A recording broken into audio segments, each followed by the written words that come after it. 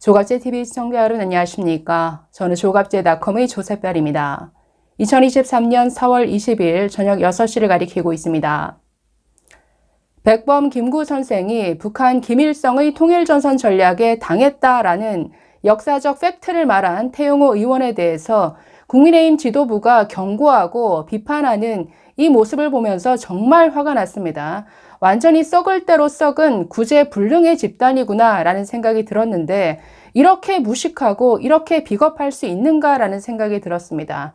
나아가서 지금 국민의힘 의원들이 이렇게 반응하는 것이 혹시라도 강남갑이라는 이 지역구를 태용호 의원에게 공천 주지 않기 위해서 벌이는 꼼수인지 이런 의심마저 들 정도였는데 오늘 이 사안에 대해서 정말 화가 나서 여기저기 항의 전화를 했습니다. 국민의힘 사무총장실이라든가 원내대표실 여러분 인터넷에 다 전화번호가 나옵니다. 그래서 검색을 해서 이렇게 이 사안에 대해서 분노하신다면 이렇게 행동으로 직접 옮겨보시는 것도 좋은 방법일 것 같은데 오늘 정말 화가 나서 항의 전화를 많이 했습니다. 자, 오늘 동아일보의 김순덕 기자가 이 사안에 대해서 아주 정확한 칼럼을 썼습니다. 제목이 백범이 김일성에게 당했다라는 태용호가 맞다라고 지적하고 있는데 자, 내용이 꽤 길긴 하지만 역사 공부하는 차원에서 이 칼럼을 소개해 드리겠습니다. 자, 같이 읽어보시죠. 태용호 국민의힘 의원이 또 구설수에 휘말렸다. 이번엔 백범 김구에 관해서다. 야당은 물론이고 사방에서 백범을 폄훼했다라는 비판이 나온다. 같은 당 의원들도 국민 상식과 괴리된 망언이라고 쌍지팡이를 짚고 나섰다. 그러나 구소련 붕괴 뒤 새롭게 밝혀진 사실은 그 상식과 다르다면 어쩔 텐가. 태용호는 좌파 세력이 은밀하게 또 음흉하게 진행해온 역사 전쟁을 지적했다. 대한민국 초대 대통령 이승만에 대해서는 함부로 말하면서 백범에는 말도 못하는 현실은 온당한가? 그런데도 웰빙당 국힘은 그저 공격당하는 게 무서워서 지킬 걸 못 지키고 있다면 이게 핵심이죠. 아니 국민의힘 눈치 볼 게 따로 있지. 역사적 진실, 지금 역사전쟁을 벌여야 하는데 이렇게 눈치 보며 완전히 좌파들의 선동에 끌려가고 있습니다. 자, 마지막 부분을 먼저 읽어볼 텐데 자, 태어나서는 안 될 나라 좌파의 역사 왜곡. 그동안 좌파들이 어떤 식으로 역사 왜곡해 왔는지를 이 칼럼에서 이렇게 소개합니다. 자, 그들 좌파들이 교묘하게 전개하는 역사전쟁의 틀이 있다. 대한민국 초대 대통령 이승만이 통일을 바라는 민족의 염원을 외면하고 미국을 끌어들여 남한만의 단독 정부를 세웠다는 거다. 이것이 1948년 이래 오늘까지 집요하게 되풀이되는 김일성 패거리의 건국사 왜곡 담론이다. 자, 이런 논리라면 이승만은 분단의 원흉이 된다. 김구는 단독 정부를 반대하고 협상 통일을 부르짖다가 이승만의 사주를 받은 안두희에게 피살된 위대한 민족 지도자가 된다. 소련은 이미 1946년 2월에 위성 정권으로 북한에 단독 정부를 세웠는데 이런 북한의 반민족적 책동은 그냥 가려진다.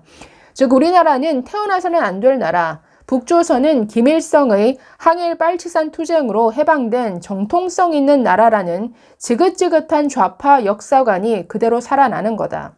이렇게 초대 대통령 이승만에 대해서는 함부로 말해도 되지만 백범은 거의 성역이다. 태용호는 자유를 찾아 목숨을 걸고 이 나라에 왔다. 그런 사람에게 자기가 옳다고 믿는 것을 말할 자유를 뺏는 나라가 자유민주주의 국가인가? 아니 이건 자유를 얘기하기 전에 역사적 진실에 관한 이건 전쟁이죠.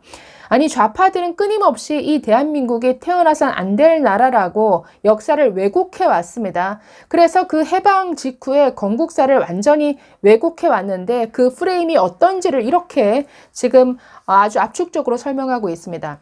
다시 처음으로 돌아와서 읽겠습니다.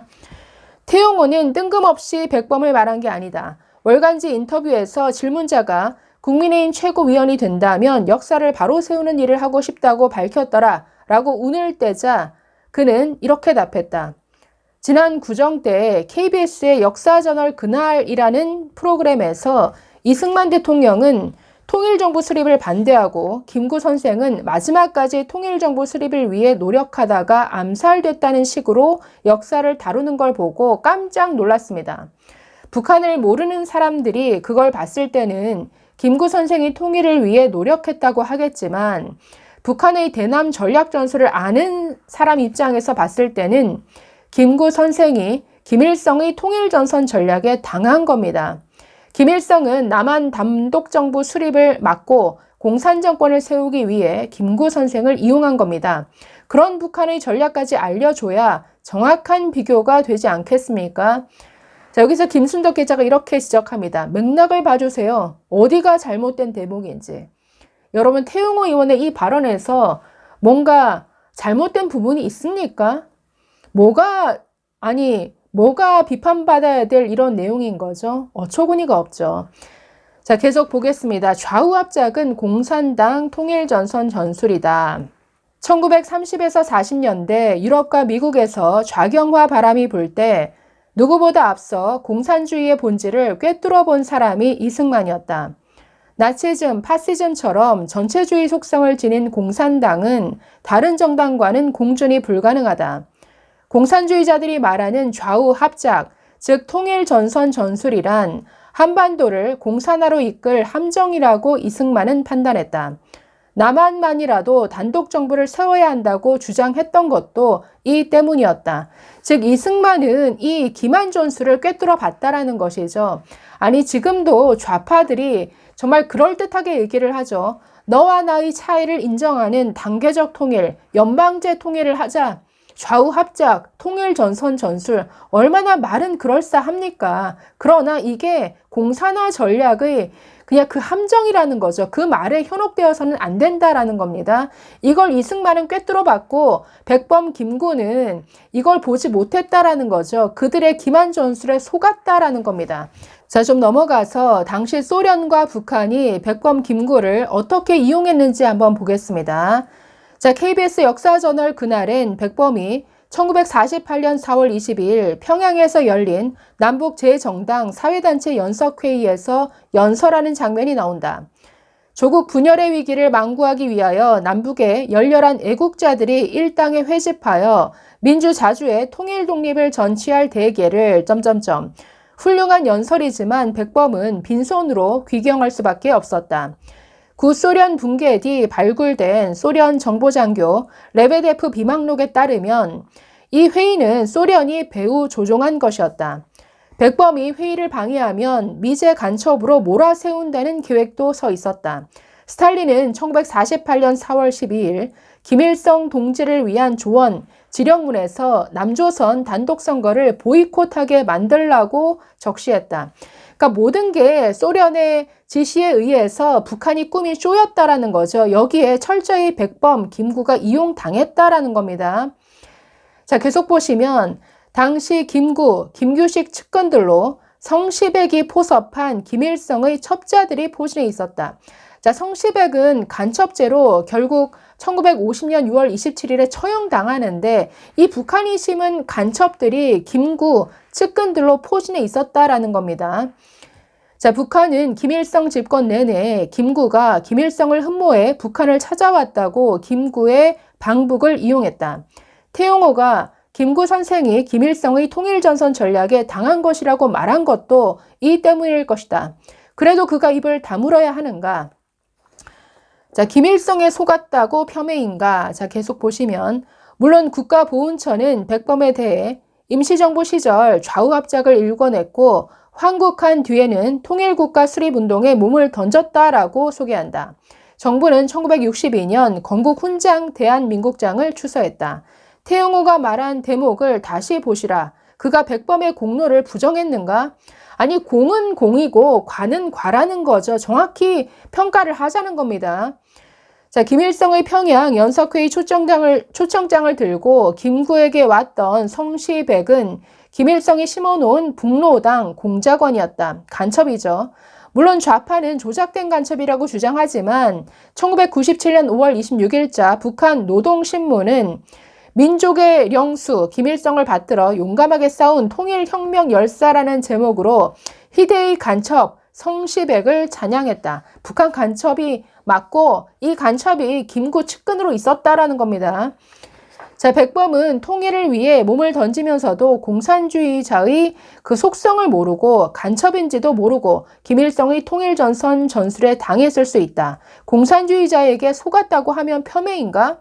백범이 속을 리가 없다는 건가? 대체 왜 태용호가 비판을 받아야 하는가? 아니, 왜 이렇게 백범 김구를 성역화, 무슨 전지전능한 신처럼 왜 떠받드냐는 거죠. 공과를 정확히 평가하자는 것이고, 이 문제에 있어서 태용호의 발언은 너무나 아주 정확한 이러한 평가죠. 자, 이 칼럼 마지막에서 이렇게 국힘에 따져 묻고 있습니다. 이제 국힘에 묻고 싶다. 시시비비도 안 따지고 사안의 경중도 모르면서 우리 근현대사를 잘 아는 것 같지도 않고 정통성도 민생도 국민의 생명과 안보도 지키지 못한다면 대체 무엇을 지키겠다고 당신들은 정권을 잡은 것인가? 아, 미안. 나의 기득권이라고 말하지 마시길. 그리고 암만 못해도 이재명의 민주당보단 낫다고도 하지 마시길. 지금 국민의힘은 정말 민주당보다도 못합니다.